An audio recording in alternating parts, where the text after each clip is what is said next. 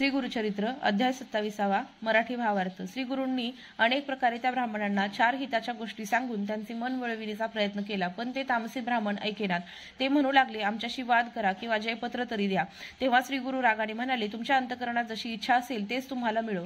ते मदोन्मत्त ब्राह्मण श्री गुरूंचे खरे रूप ओळखू शकले नाहीत, आपला नाश करून घ्यायला उद्युक्त झाले। तेवढ्यात श्री गुरूंना दूर वाटेने जाणारा एक माणूस दिसला। त्यांनी शिष्यांना सांगून त्या पांथस्थाला बोलावून घेतले।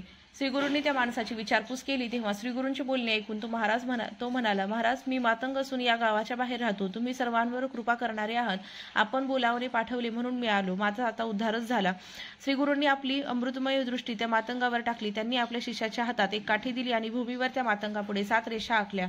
त्या मातंगाला त्या रेषांतील एक एक रेष तू ओलांडून पुढे ये असे सांगितले। त्यांनी सांगताच त्या मातंगाने पहिली रेष ओलांडली। त्यावेळी त्याला अधिक ज्ञान प्राप्त झाले। आता श्री गुरूंनी त्याला विचारले, तू कोणत्या कुळात जन्मलास? तो पतित म्हणाला, मी किरात वंशात जन्मलो असून माझे नाव वनराखा आहे। त्याने दुसरी रेषा ओलांडली तेव्हा त्याला पूर्वीपेक्षा जास्त ज्ञान प्राप्त झाले। तो अनेक गोष्टी बोलू लागला।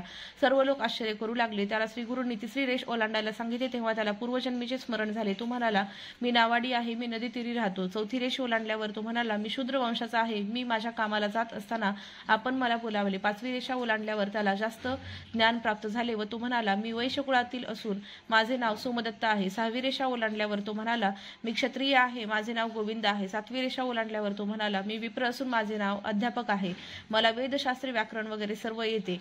श्री गुरु म्हणाले, तू वेदशास्त्रे जाणतोस असे म्हणतोस, तर हे ब्राह्मण वेदशास्त्रावर चर्चा करण्यासाठी आले आहेत, त्यांच्याशी चर्चा कर। श्री गुरूंनी भस्म मंत्रून त्याच्या सर्वांगावर शिंपडले तेव्हा त्या माणसाच्या अंतःकरणात ज्ञानाची ज्योत प्रदीप्त झाली व तिचा प्रकाश पडला। श्री गुरूंच्या स्पर्शाने तो पतित माणूस महाज्ञानी झाला। नृसिंह सरस्वती जगाचे गुरु आहे, त्रिमूर्तीचा अवतार आहे। त्यांना जे सामान्य माणूस समजतील तेच अधोगतीस जातील। अशा प्रकारे त्या पतिताला अचानक ज्ञान झाले व तो वेद पठण करू लागला। हा सर्व चमत्कार पाहून चर्चेसाठी आलेले ब्राह्मण भयचकित झाले।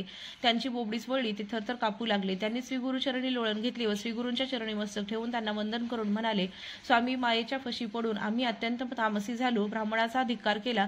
आम्ही आपले अनंत अपराधी आहोत, याचा आम्हाला खूप पश्चाताप होत आहे। आपण गौरी शंकराचे अवतार आहात, तुम्ही सर्व प्राणीमात्रांवर दया करता, तरी आमचे दोष मनावर घेऊ नका, आमचा उद्धार करा। ते ब्राह्मण अशा विनवण्या करू लागले तेव्हा श्री गुरु त्यांना म्हणाले की तुम्ही त्रिविक्रम भारती या महामुनीला त्रास दिला, आणखीही बरीच मोठी पापे केली आहेत, ब्राह्मणांचा द्वेष केला आहे। तुमचे कर्म तुम्हालाच भोगावे लागणार आहे। तुम्ही ब्रह्मराक्षस व्हाल, तुमचा पापाचा निराश झाला नाही तर तुम्हाला पुढे गती नाही। श्री गुरूंचे वचन ऐकून विप्र श्री गुरूंच्या पाया पडून म्हणाले, आमचा सागरातून केव्हा उद्धार होईल? श्री गुरु कृपाळू असल्यामुळे त्यांना म्हणाले, तुम्ही 12 वर्ष राक्षसत्व पावाल। एका ब्राह्मणाच्या तोंडून शुक्ल नारायण सुक्त ऐकून तुमचा उद्धार होईल। तुम्ही गंगातीरी जाऊन राहा। त्यानंतर ते विप्र गावाबाहेर पडले व गंगातीरी जाताच हृदयशूलाने त्यांचे प्राण गेले व ते ब्रह्मराक्षस झाले। 7 रेषा उलटून पूर्वजन्मीची स्मृती जागृत झाला। तो मातंग आता विप्रत्व पावला होता। श्री गुरूंना वंदन करून आपल्या पूर्वजन्मीच्या कोणत्या दुष्कर्माने आपण हीन जातीत गेलो हे ते विचारले। आपला उद्धार करा अशी त्या श्री गुरूंना प्रार्थना केली। श्री स्वामी समर्थ। श्री गुरुचरित्र अध्याय 27।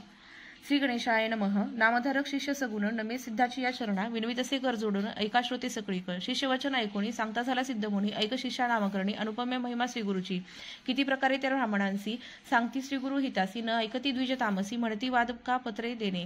विप्रवचन ऐकोणी कोप करीती श्री गुरुमुनी जैसी तुझी अंतकरणी तैसी सिद्ध पाव म्हणती। सर्पाच्या पेटा रियासी कोरू जाय मूषक कैसी जैसा पतंग दीपासी करी आपला आत्मघात। तैसे विप्र मदोन्मत्त श्री गुरुमूर्ती ओळखत बळे आपले प्राण देत दिवांधा परी देखा। इतुकी या अवसरी श्री गुरु देखती नारासी दुरी शिष्यांते म्हणती पाचारी कवन जातो मार्गस्थ। श्री गुरु वचन ऐकोणी गेली शिष्य धावोणी त्या नरा ते पाचारोणी आणले श्री गुरु सन्मुख। श्री गुरु पुस्ती तयासी जन्म कवन यतीसी तुझा वृत्तांत सांगे कैसी म्हणून पुस्ती तयवेळी। श्री गुरु वचन परिसोन सांगे आपण यातीहीन मातंग नाम म्हणून स्थान आपले बहिर्ग्रामी। तू कृपाळू सर्वांभूती म्हणूनच पाचारिले प्रीती आपण झालो उद्धारगती म्हणून दंडवत नमन करी। तैसी तया पतितावरी कृपा केली श्री गुरु नरहरी दंड देऊनी शिष्याकरी रेखा सप्त काढविल्या।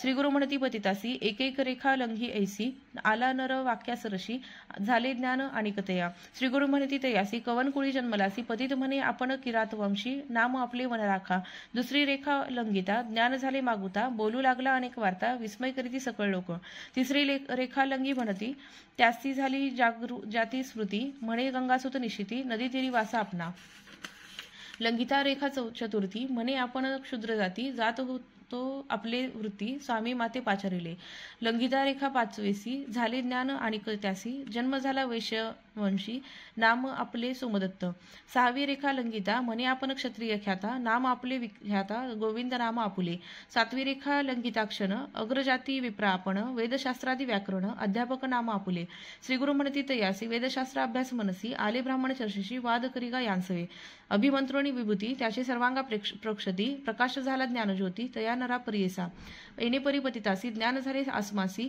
वेदशास्त्र सांगेसी म्हणू लागला तैवेळी जे का आले चर्चेस विप्र वैचकीत झाले थोर जिव्हा खुंटोनी बधीर हृदय शूळ तत्काळी विप्र थरथरा कापती श्रीगुरुचरणी लोळती म्हणती आपणा काय गती जगज्योती स्वामिया गुरुद्रोही झालो आपण केले ब्राह्मण धिक्कारण अवतार गौरी रमण क्षमा करणे स्वामिया तू कृपाळू सर्वांभूती आमचे दोष न धरी चित्ती आम्हा देई गा उद्धारगती म्हणून चरणी लागती ऐसे विप्र विनविती श्रीगुरु त्यांचे निरोपिती तुम्ही मोक्षविला भारती त्रिविक्रम महामुनी अनिक्य केले महादोष निंदा केली ब्राह्मणांचं पावाल जन्म ब्रह्मराक्षस आपली जोडी भोगावी आपले आर्जव आपणासी भोगीचे पुण्य पापासी निष्कृती न होता पापासी गती नाही परियेसा श्रीगुरु वचन ऐकुनी लागती विप्र दोघे चरणी कधी उद्धार होऊ भवारणी कवणे परी घडो श्री गुरुनाथ कृपामूर्ती तया विप्रा निरोपिती राक्षसत्व पावाल प्रख्याती संवत्सर 12 पर्यंत अणुतप्त झाली या कारण शांतिरूप असाल जाण जो का शुक नारायण प्रथम वाक्य म्हणतसा